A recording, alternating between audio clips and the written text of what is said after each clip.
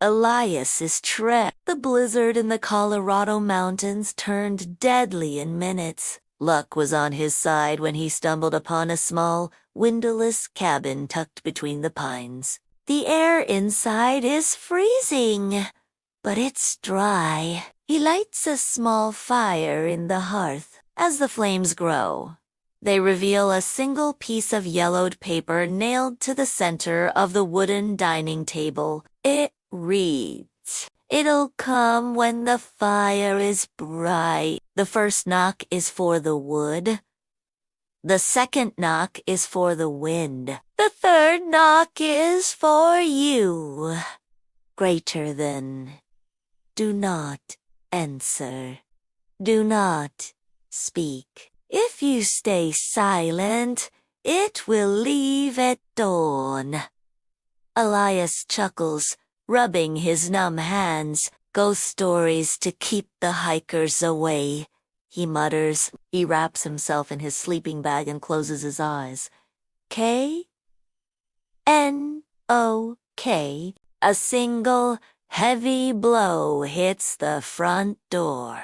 It's loud, like a falling log hitting the porch. Elias sits up, his heart racing.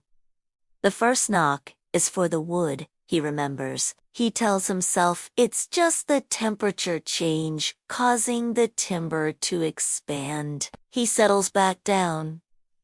K-N-O-C-K? K-N-O-C-K? Two sharp, rhythmic raps. They sound metallic, like someone hitting the door with a hammer. The wind outside howls, but the door shouldn't rattle like that. The second knock is for the wind, he whispers to himself, his voice trembling. He grips his flashlight, but he doesn't turn it on. He waits. Silence stretches for an hour. Then, the air in the cabin suddenly turns full the smell of old, stagnant water and rotting leaves. K-N-O-C-K.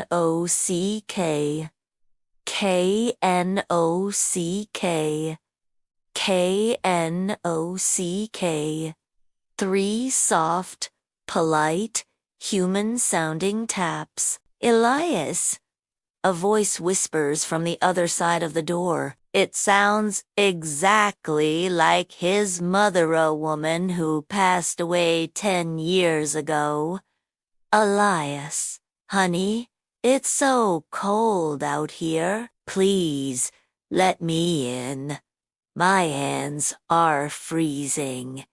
Elias almost stands up, the grief and the shock pull at his heart. He reaches for the latch, his fingers inches from the cold iron.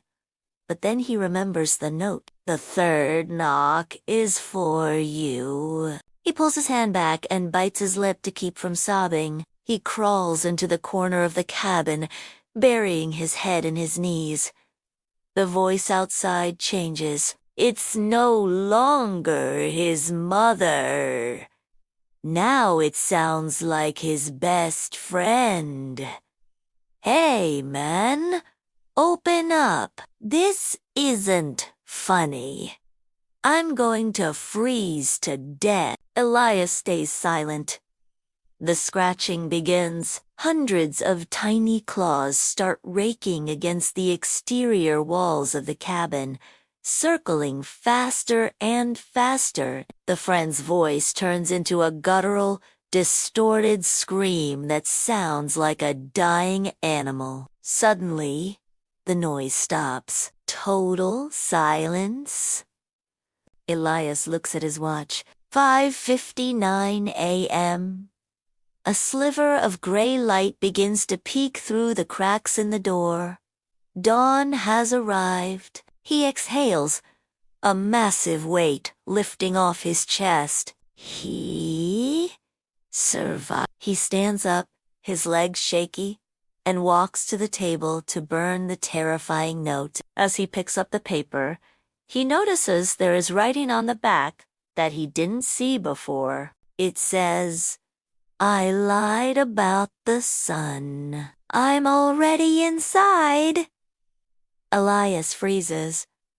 He slowly looks up at the ceiling, hanging directly above him, its limbs twisted into the rafters, and its face inches from his own, is a creature with no eyes and a mouth far too wide. It smiles and whispers, "Thank you for staying for dinner."